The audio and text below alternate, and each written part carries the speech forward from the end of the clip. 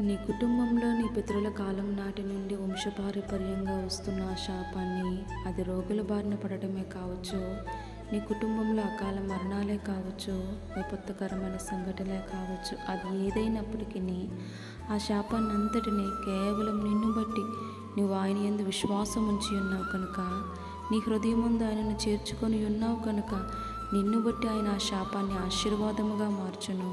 ఆ పాప శాప దోషం అంతటిని ఆయన కొట్టివేయును కనుక, ఇంతకాలం ఆ శాపాన్ని బట్టి బాధపడుతున్న నీవు ఇక నువ్వు నిశ్చింతగా ధైర్యంగా ఉండుము. నీ దేవుని బట్టి ముందుకు నువ్వు కొనసాగము. ఎంతటి శాపమైనను ఆయన తన శిలువలో కార్చిన రక్తము చేత సమస్తమును ఆయన కొట్టివేయును కనుక, దానిని బట్టి నువ్వు చింతించక నీ దేవుని బట్టి గర్వించి ఆయన బట్టి నువ్వు ముందుకు కొనసాగము. ఆయన యందు విశ్వాసం ఉంచుము. ఆయనే సమస్తమును చూసుకొనును. హల్లెలూయా.